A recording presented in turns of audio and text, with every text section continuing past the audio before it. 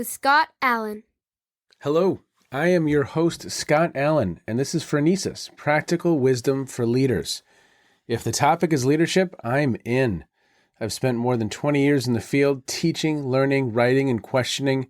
When I'm not working on Phronesis, I travel, delivering keynotes, working with individuals and teams, and helping people from organizations across industries become better leaders. Want to learn more? Visit me at scottjallen.net. Phronesis offers a smart, fast-paced discussion about all things leadership. We explore relevant topics and incorporate practical tips to help you make a difference in how you lead and live.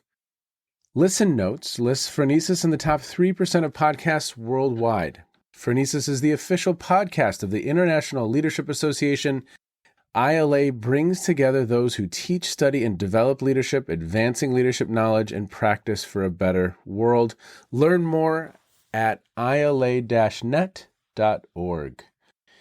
Finally, if you enjoy Phronesis, please subscribe to stay current on our weekly episodes.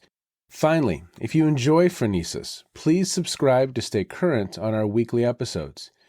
you find an episode that resonates, please share it with your colleagues and friends.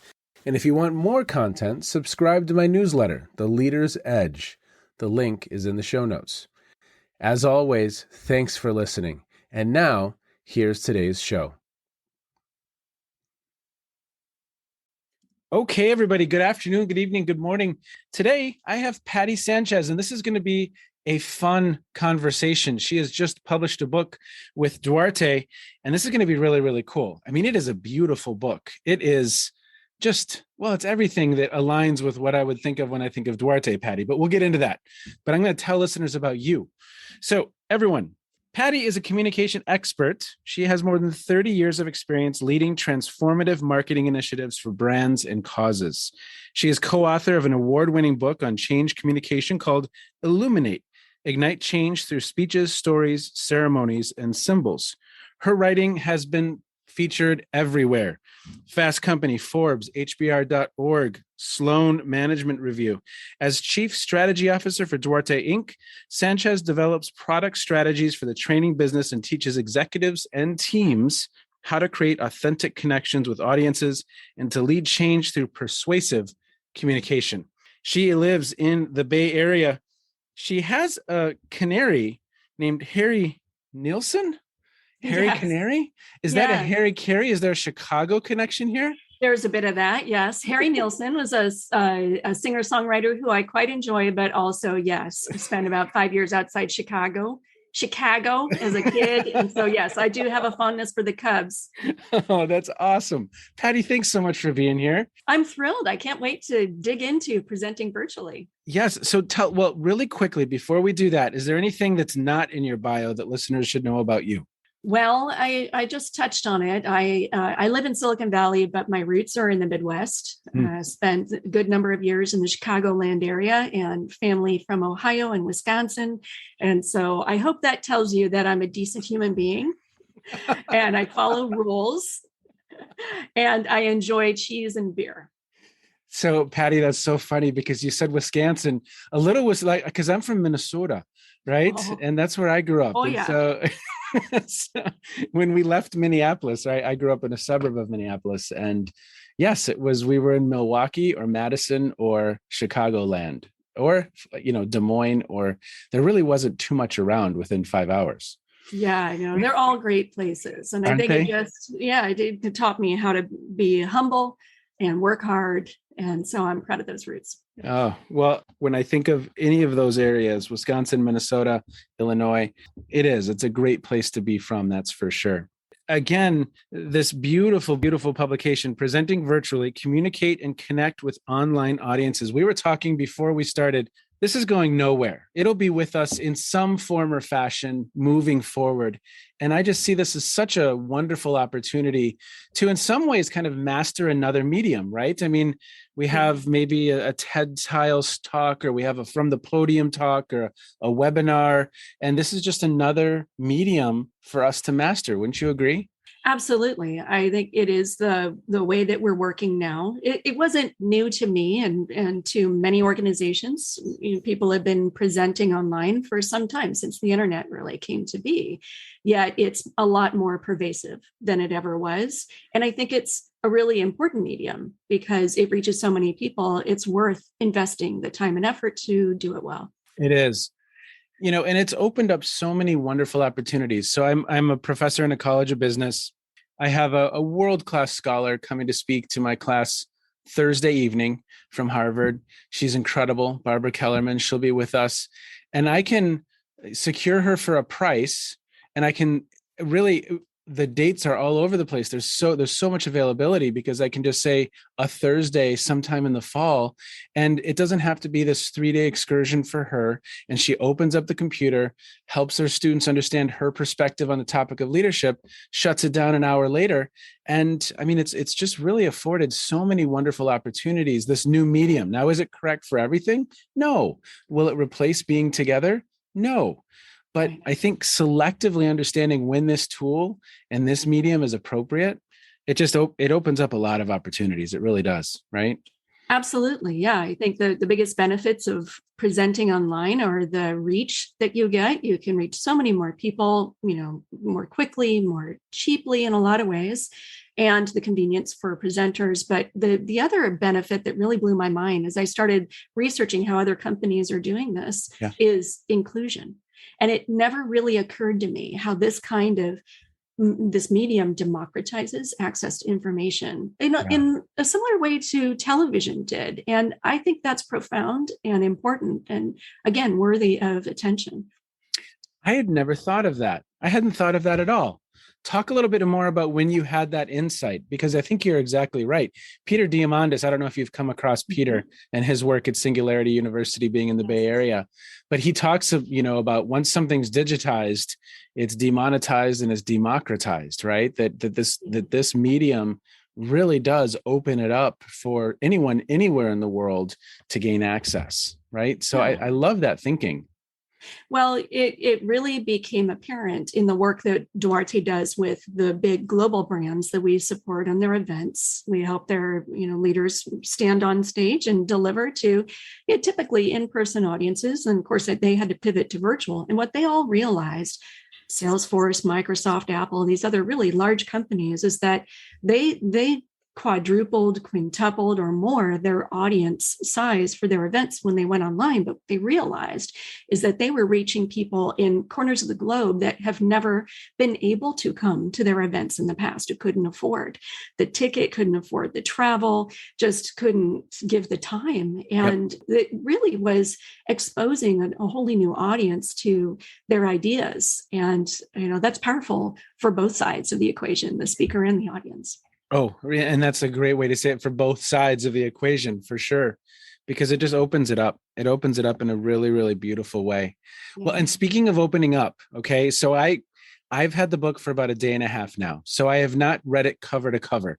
I've gone to certain sections that had titles that really intrigued me. Can I jump around a little bit and just maybe we can play with some different ideas? Because I think I love how you're framing up some different conversations throughout, okay? Figure 9. You don't remember what figure 9 was. Oh man, I'm failing the test already. I was going really super geek on you there. All right, the 3 layers of information in a virtual presentation. I love this because I still see, oh my gosh, Patti, senior level leaders in very successful organizations showing up and, either they're a shadowy dark figure and we can't see them. Yeah. But let's talk about these 3 layers. I think that's a really neat way of thinking about this topic. That refers to the 3 layers of information that the audience sees through the camera lens. When you're using virtual communication technology, typically you have your camera on as a presenter, and so the audience will see you, but they also see your environment and they see your slides or graphics, whatever you're choosing to share. What was an interesting insight at Duarte, as we worked with a lot of executives in their virtual communication, was exactly what you said, which is they would give a lot of thought to their slides. They would obsess over them, but they wouldn't think at all about the environment that they were sitting in as they shared their slides in this, town hall meeting or something like that. They certainly didn't give the same attention to that environment as they would to the stage at their biggest customer event. And so this idea of the three layers, Duarte calls the TriCast method, because you're broadcasting three things at once. Wow. You as the speaker, your graphics, and the backdrop behind you. And I would argue that all three of them are equally important and deserve as much attention as you're planning and preparing your presentation. That intentionality behind, me, my slides, my background, and are all three layers communicating what I want them to. Exactly. Be intentional. Yep. And I think that's what's interesting is, and what's fascinating about that, Patti, is then it's almost as though there are three opportunities to potentially miss it, right? Or if you're missing, let's say you're missing the slides and the background or the technology component of all of this, right? Maybe you don't have a great microphone, or maybe your lighting is off. Right. Then you get into this point where one of the chapters of the book, which I love, manage their distractibility. And I love the phrasing of that. And so if there's something working against you in one of those layers, it becomes another source of distraction for your audience. I mean, at minimum, they have other things on their desktop that are competing for their attention. The email and other applications, just the work they're trying to do because they feel so behind. They're multitasking during your presentation. So you have that working against you. And then also, if you've got some noise in your environment or some clutter in your backdrop, then that's just another reason for your audience to pay attention to something other than what you're actually saying, which should be your main goal, is to get them to focus on your words and walk away remembering something significant from your talk. Well, and the first subcategory of manage their distractibility is hook them early on. So how do you think about that? Well, there are a lot of different ways you can hook your audience. Certainly to start, that opening gambit, speechwriters love to talk about that. Begin with a quote, not, I'm so excited to talk with you today about my topic. And so being a little unconventional in the way that you open your presentation can help to hook them. Also interacting with them early on. And this is something that we practice in the training courses that we do at Duarte. There needs to be some kind of interaction with the audience within the first 10 minutes, if not sooner, to draw them into the conversation, to start to build that behavior of engaging in conversation with you. But it's not just about the interaction, it's also about the content that you share. And you can learn a lot from television when you're thinking about how to craft engaging and interesting content for virtual presentation, because they know they can lose their audience in minutes, if not seconds, to another channel. So pay attention to what they're doing to grab your attention. One thing, Patti, as we transitioned in this new space of being online, I was very, very accustomed to being with a group, setting a tone, using my sense of humor as a way to hook the audience and just set a certain tone for the presentation. Well, for the first, it must have been 3 or 4 months, I really struggled with how to do that in this online space.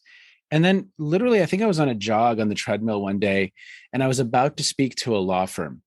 And talk about, for me at least, physicians and attorneys are oftentimes two of the most difficult audiences, right? Yes. So how do you set a tone with a group of attorneys that are there for, legal education time, and they're kind of literally doing time, speaking of managing their distractions? True. So it was interesting because it just popped in my head. I said, okay, I'm going to ask them a question just to start off and set a tone. And so I asked the question, I said something to the effect of, okay, this is going to tell me everything I need to know about all of you. What was the first concert you attended? And just put that in the chat if you would. And Patti, like 40 bands just pop up, and it's in sync. And the woman who ran the office was Jimi Hendrix. And so I just went through and just kind of highlighted some of those, Backstreet Boys and whatever it was.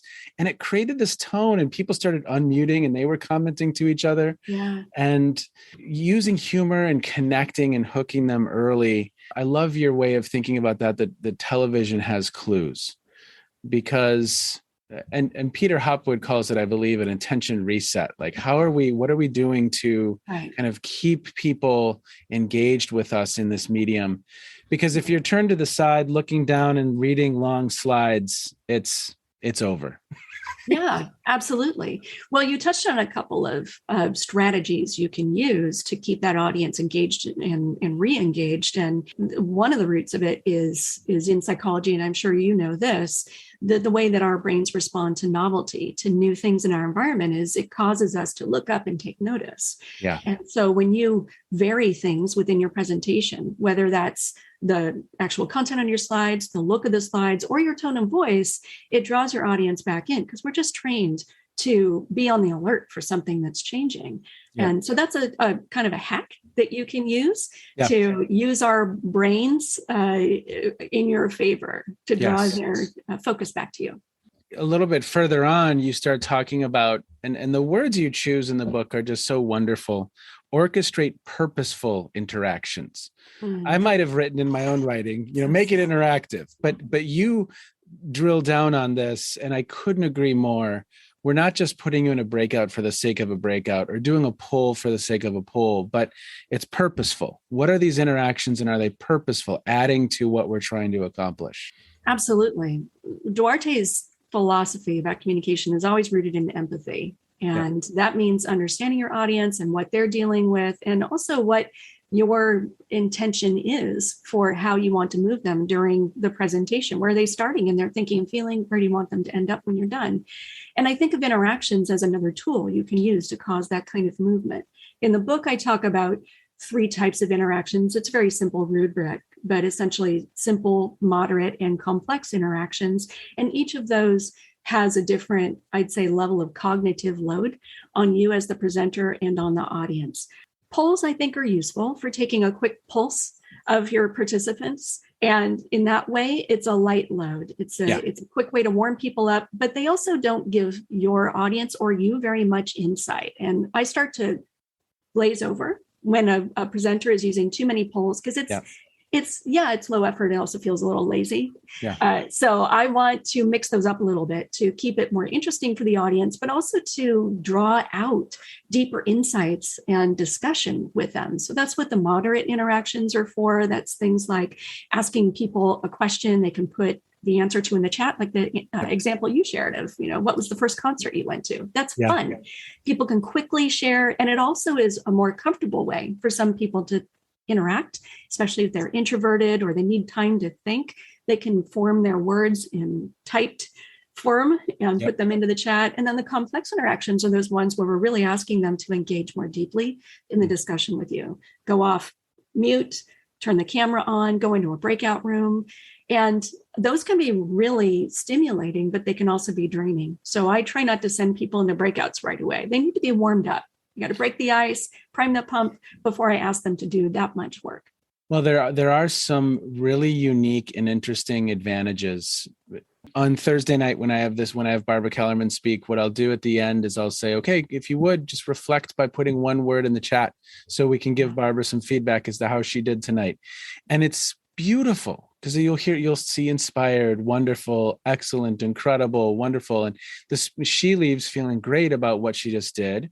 And if we were to do that live, what was your first concert? Go around the room, that's like a million years. That's 25, 30 minutes. Right. And same thing with that ending activity.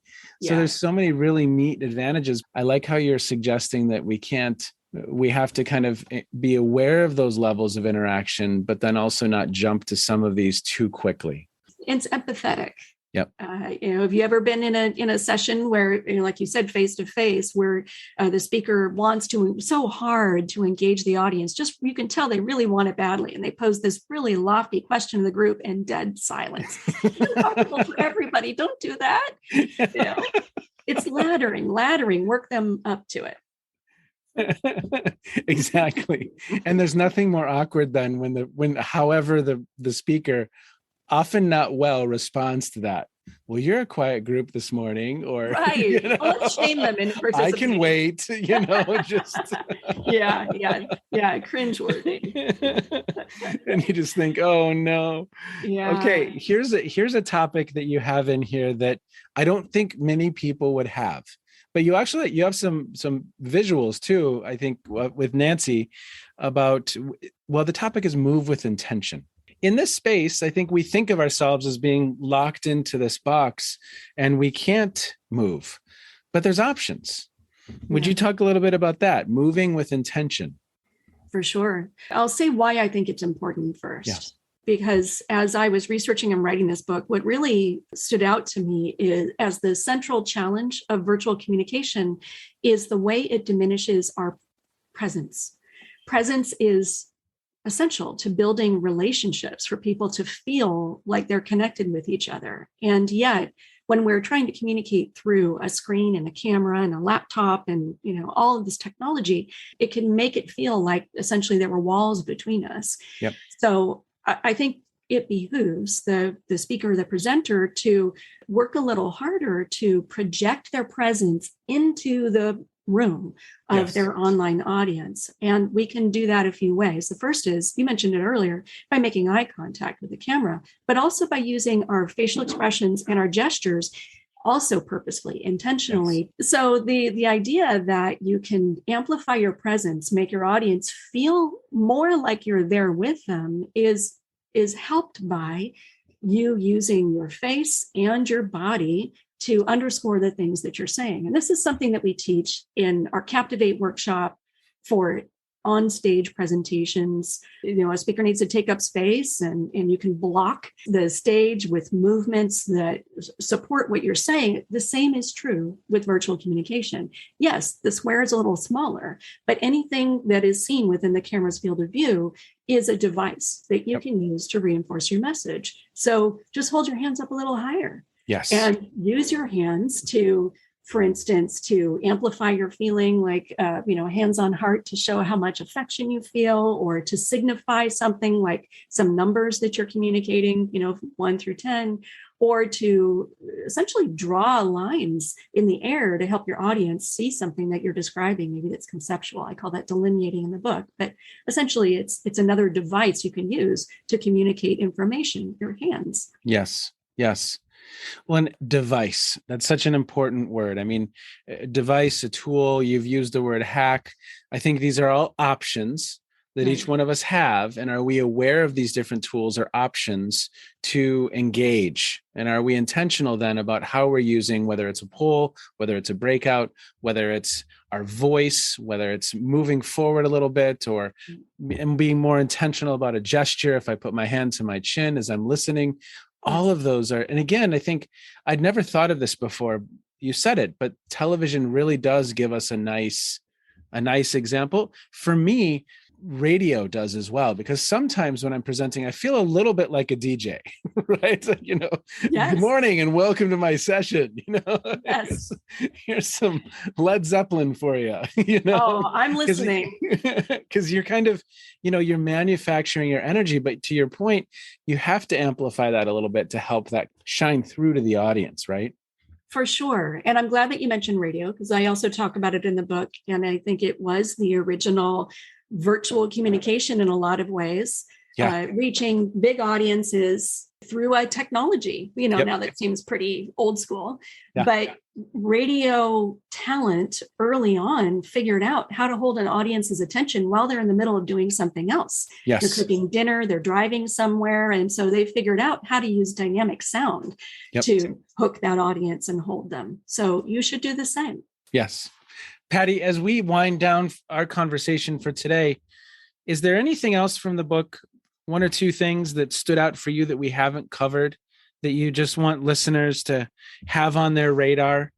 Yeah, something we haven't talked about yet is slides. We haven't discussed them very much. Yeah. And I think they're just as important as a reinforcement, as a visual aid, as they ever were before, but they need to be designed differently for the online viewer. Yeah. So something that Duarte has preached forever, this idea of simplifying your slides down to one idea Yes. per slide, is especially true online, because if people are looking at your presentation, say you're sharing your slides, but they're looking at it on an iPad or their mobile phone, then it's going to be even harder to read, which means even less content that you normally would share, bigger typeface than you normally would use, and that will make it more accessible to your audience. And I think that's another theme that is also really important, is accessibility. Yes. Going back to what we were talking about earlier, the fact that this medium lets you reach many more people also means that you need to be empathetic toward many more people and many kinds of people with different abilities. And the good news is technology is making that easier with closed captioning and screen readers that make it easier for people to consume your content regardless of their level of ability. So keep that in mind too. But if you're putting something into motion where it's tiny text with 17 bullet points on a slide that no one's going to be able to consume because they're looking at it through a mobile phone or they're on the move, or I couldn't agree. I think Nancy had a quote in one of the books, because I have them, but is if people can't check in with what's going on your slide in 3 to 5 seconds, you're competing with it. There's too much. And that slide isn't complimenting you, you're competing with it. It was something to that effect. Yeah. We call that the glance test, 3 seconds or less. Okay. It's as quickly as you can read a billboard. If you're zooming down the highway and you can't figure out what that billboard is saying, then it's not effective at communicating in a glance. And the same is true of slides. So it's, in a lot of ways, I think the principles that make for effective presentations face-to-face also apply to virtual presentations, but that's just table stakes. Yes. Clear slides, rehearsed presenter. Those are fundamentals. Interesting content, like have an idea people care about. Those are great places to start. Some baselines. Just some baselines. But there's more that this medium can do, and there's more that you can do with it if you are thoughtful and empathetic and strategic in the way you plan those presentations. Literally before we jumped on to this recording today, I was speaking with a contact. I'm speaking to an organization which is devoted to women in manufacturing. And my contact said, there's 150 people who are going to be with us from literally all over the country. And that's an opportunity. And if I can turn on the Zoom, open up the Zoom and really do a nice job of captivating them, to your point, and delivering content that is meaningful, and there's opportunity there in many ways like there never has been before. Anything else before we wind down? I think you nailed it. I think that the opportunity is the right way to think about this medium. Yes, it can be challenging. Yes, it can be taxing. And I have to acknowledge that as a presenter, all these things that I say you should practice can be draining. It puts, it takes more reserves. You have to prepare more and you have to project yourself, squeeze your full being through a tiny dot. That's not easy. It's like teleportation or something. It's worth it though, because audiences will feel your presence more and they'll be more moved by your communication. But know that takes effort. So you also have to take care of yourself. Yes. Get your rest. Said. That's so well said. It's your mother speaking. Take your vitamin. Patti, okay. The book is called Presenting Virtually: Communicate and Connect with Online Audiences. We will put the link in the show notes so that you have access to that. Go out and purchase this beautiful book that is just very, very well done. And again, I love the language that you're using throughout, because it's just so crisp as to what we're actually trying to do. So, Patti, thank you so much for being with us today and stopping by and sharing your wisdom. Thank you. I think it's such an important conversation to have. Couldn't be a better time. And I couldn't have had a better time, honestly. This was fun. Thank you, Scott. If you are a leader and you communicate, then you should know about the work of Duarte. Nancy Duarte is the founder, and Patti Sanchez was gracious enough to spend her time with me. She's just incredible. And this really is a beautiful, beautiful publication. So if you find yourself communicating a lot online, this is worth the investment. It just is. Because I think great leaders are also great communicators. And investing time in your communication skills knowledge, abilities is a great investment. So Patti, thank you so much. There's going to be a few more communication-oriented podcast episodes coming up, so be on the lookout for those. And I hope you are well wherever you are in the world. In the States, it is the season of thanks, and I'm thankful for each one of you for checking in every week. Take care. Be well. Bye-bye.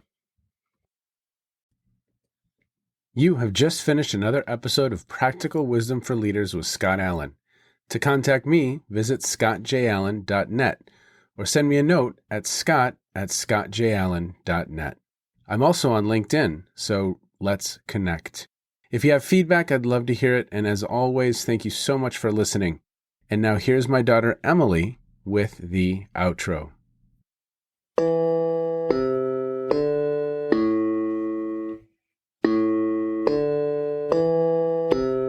You've been listening to Phronesis, Practical Wisdom with Scott Allen.